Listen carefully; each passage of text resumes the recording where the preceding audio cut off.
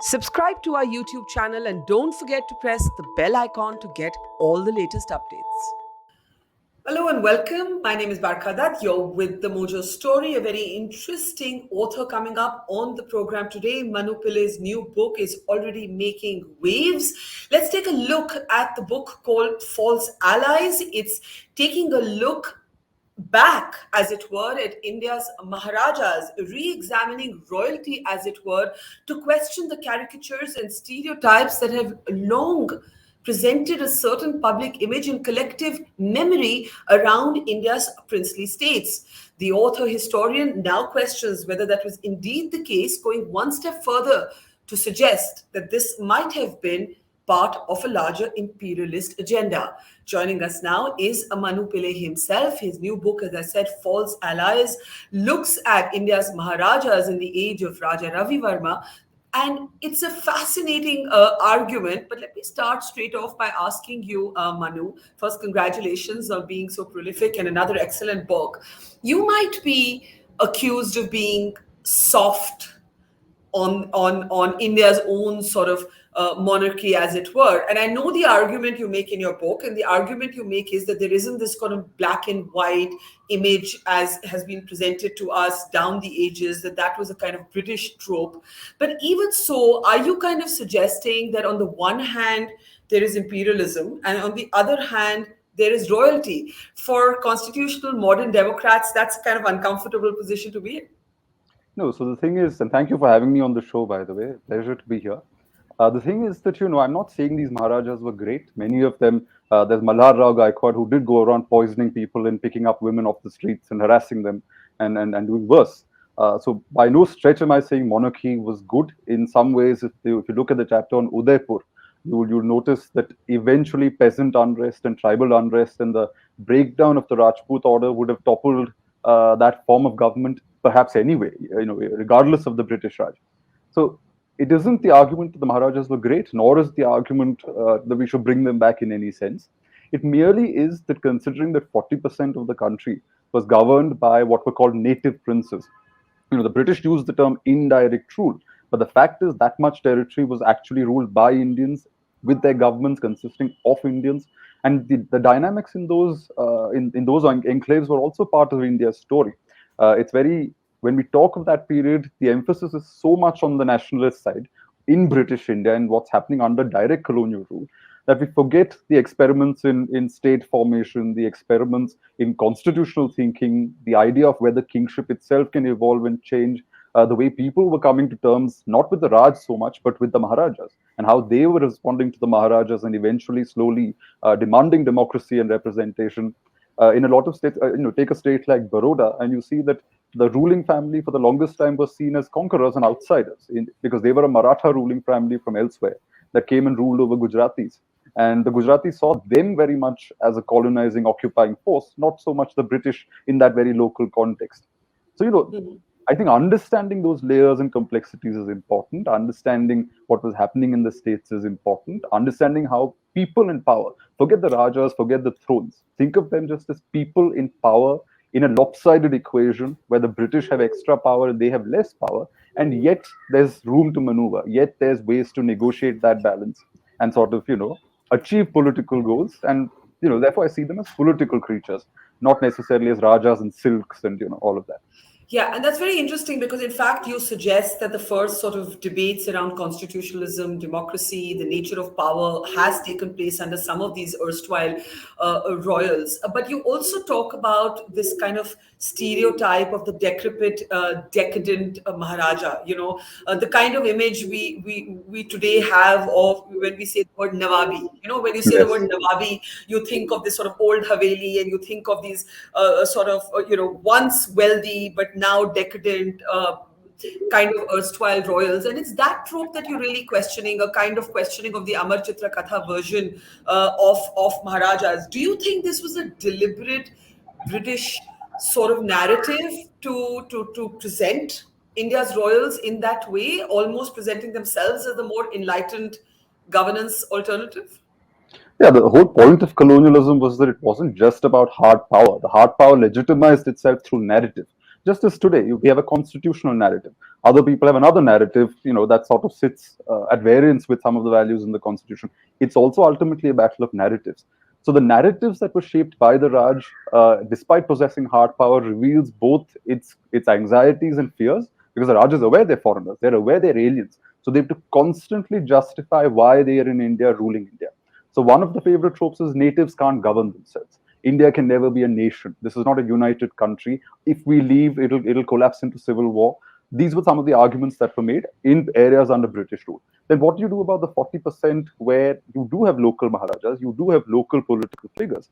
There you come up with this narrative that, oh, but they're not good enough. They're just interested in their palaces, they're just drinking champagne and partying and collecting wives and concubines, and they don't care about their subjects and things like that. Some of it has truth to it, in that some of these kingdoms were often lost. I think they weren't able to negotiate the world of the 19th century. They were still running institutions, and their ideas were still defined by kingship in the 18th century rather than in an evolved, changed world. But the British definitely consciously promoted the idea of the native prince as incapable. And I say that in the introduction, that even if you try to modernize, they will always say that you're almost modern, never fully modern. Because then what do they do? So there was definitely a pushing of. There's an obvious hypocrisy to it, which you do reference when you say it's like suggesting that every little lord or squire is equivalent to the Queen of England, and that that somewhere there is a lack of acknowledgement of that very evident hypocrisy. Yeah, even whenever we talk about the states, we say, oh, there were 562 states. That very number is sort of loaded against the Rajas as political figures, because it gives you the sense that you throw a stone and you'll hit a Raja. There are that many of them, hundreds of them, which means they're all petty, despots without too much personality and too much power. But the reality is about 300 states were spread over a small 8,000 square mile place in Kathiawar. These are small princelings. I would frankly just call them zamindars. They were not even princes. It's just that they got classified as princes. So you get rid of a huge chunk and you focus on the states that actually deserve the term princely state. Subjects over, say, 1 million subjects in the states, revenues of a certain value, the area of the state, 1,000 square miles. Your number goes down to just over 100 states. So in such a big country, 100 states of reasonable size is actually a smaller and therefore more serious affair. Once you start looking at that, you start realizing that, hold on, there were very interesting things happening in these princely states. They were, in fact, governing. Some of the bigger states were very proactively going out to sort of, build a narrative of modernization. They were very keen on demonstrating that Indians did indeed know how to rule. And they were not, they were actively challenging British ideas. For example, Rajas may consciously choose to start wearing dull clothes because they don't want to be tropical exhibits in silks. So the Maharajas of Travancore make it a point of using the same cloth and textiles that are used for your English suits, and they'll have trousers made and a longish sort of achkan or whatever, and that's what they'll wear, business attire. They may have a necklace around their neck, but on a daily basis, they wear simpler clothes because they are in a way countering the idea that there's just these tropical exhibits that are sitting in fancy clothes. Small, and it's not like, sorry, the British were any better. The British would come and argue with the Rajas about whether they could leave their shoes on in the Darbar or not. The Rajas would say no, and the British would say no, we insist on keeping our shoes on. They would fight with the Rajas on where the British agent or the British resident's chair should be placed. So if we're talking about frivolous sort of things like ritual and ceremony, it's not actually frivolous. There's political meanings to all this. The British also played that game. They also insisted Queen Victoria always be glorified and things. And that was going to be my question, that when you look back at this time through a more complex lens, do you see this as two competing and at one point almost equal power structures, with where the ordinary sort of citizen is getting trampled upon? Or do you believe, as you argue, and I know that there isn't one size fit all answer to this, because you do talk about how some of these sort of royal states are actually not just taking on the British, but even contributing to the Indian National Congress, to the larger independence movement. So I'm just wondering how you see the nature of power wielded by the royals as different from the nature of power wielded by the colonizers. On the one hand, you see that if you look at the British records itself, many Englishmen in high positions in India have acknowledged that a lot of Indians naturally would prefer. Lord Curzon has this quote where he says, and he was talking in the context of Persia, but he basically says an Asiatic would rather be misgoverned by one of his own people than be well governed by a foreigner. And there is some truth to that. There is. I mean, even after independence, our governments have not been perfect, but they are our governments. We rule ourselves. We have the capacity to remake, re-elect, and determine our future and our destiny. Even under the Rajas, ultimately people recognize some legitimacy for the Rajas. In 1857, when the rebellion took off, why is it that the Sepoys headed to Delhi and wanted the Mughal emperor to sort of take over, even if just as a figurehead? Because he possessed legitimacy and his name possessed value across the board. But your earlier part of your question was about the subjects and whether they were just being trampled on by both sides. The interesting thing is the subjects were also in a position to negotiate with the Rajas. A Raja's power was never absolute. When the British frame a Raja as a despot, in reality, that's not the case. In Mysore, the Rajas had to deal with a huge Vokaliga population, a huge Lingayat population. The Lingayat Veerashaivas used to habitually rebel against the state. And it's the same populations that still determine Karnataka politics in 21st century India as well. They had to negotiate those balances as well. They had to negotiate a bureaucracy that was very powerful and could sometimes conspire against the Raja. There were checks and balances within the courts. In the state of Baroda, the Maharani of Baroda conspired against her brother-in-law, who was the Maharaja, because she didn't like him. And joining forces with the British, she topples him. And then with the British, she installs a young boy who she thinks she can control. There were these overlapping things happening.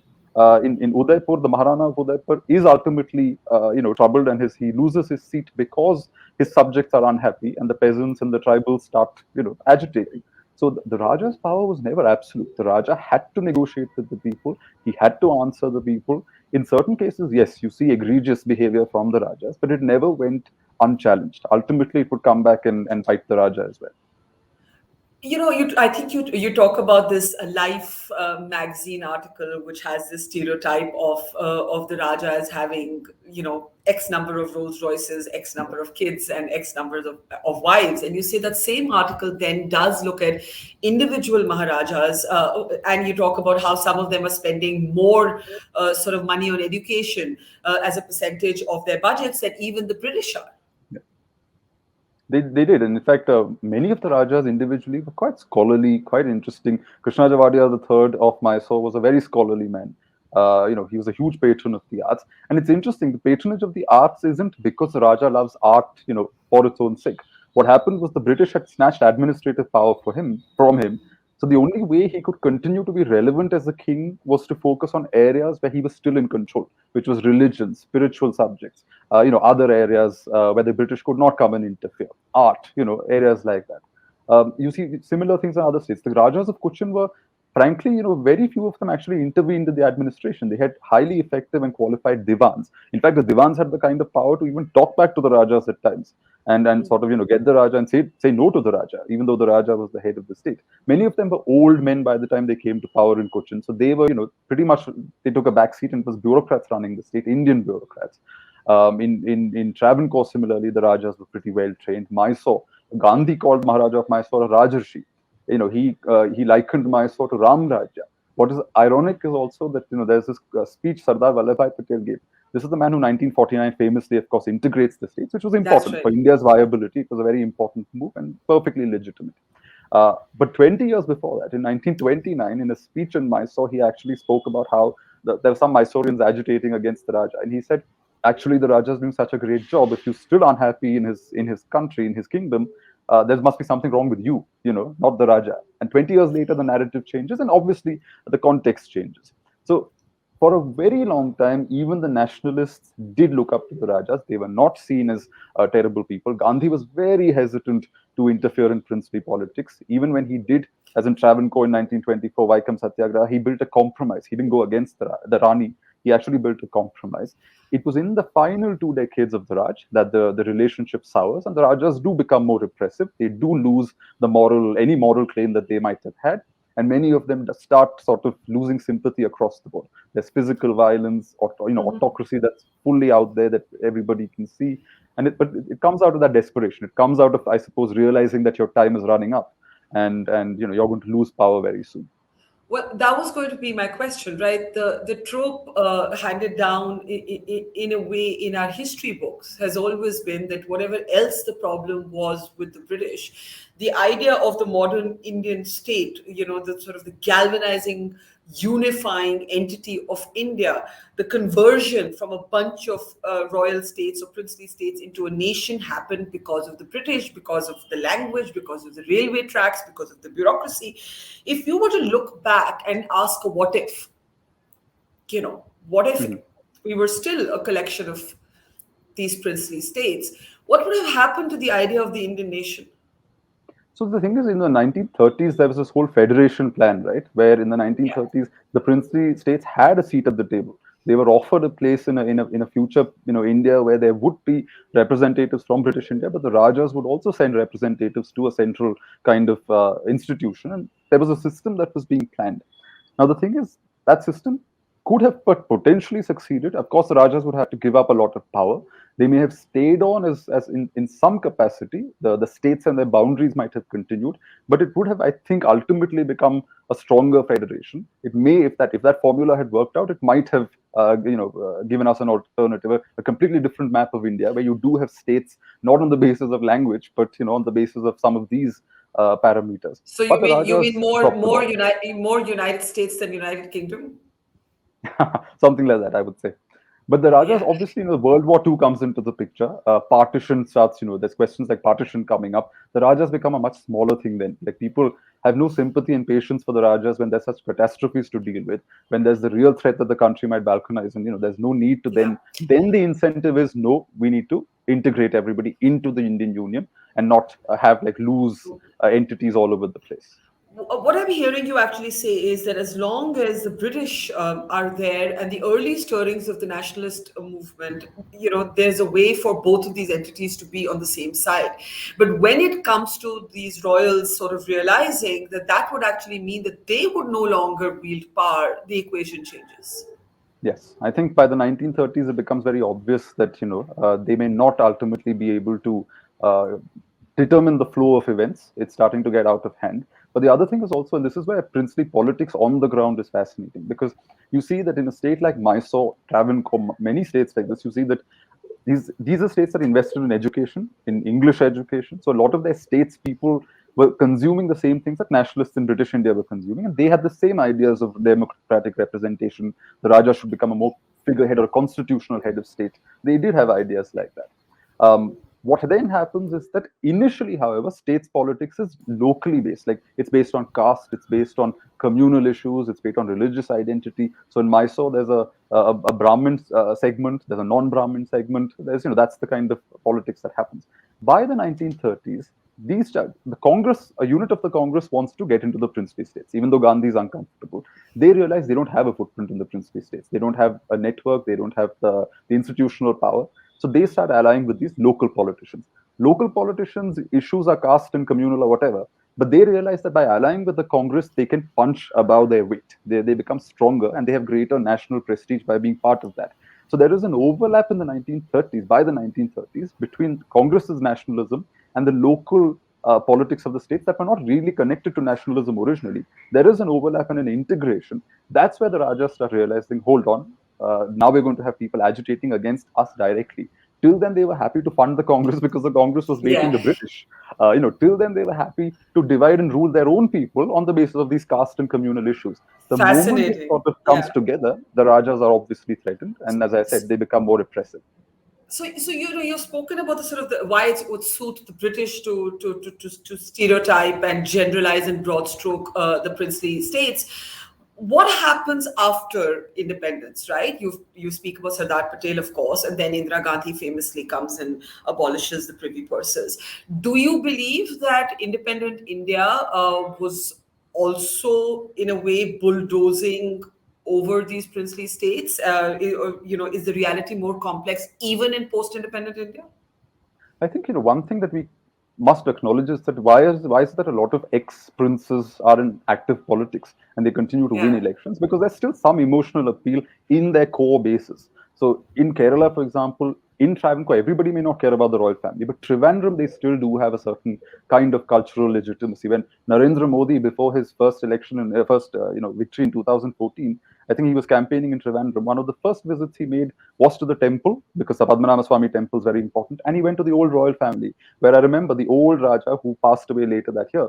He basically put a shawl around his shoulders and a little turban on his head, and photographs were circulated of this. It was in the Yeah. press. It's obviously signaling, and obviously Mr. Modi felt that he needed to go and see the ex-royal family, because the city and the people there did have some kind of regard for them.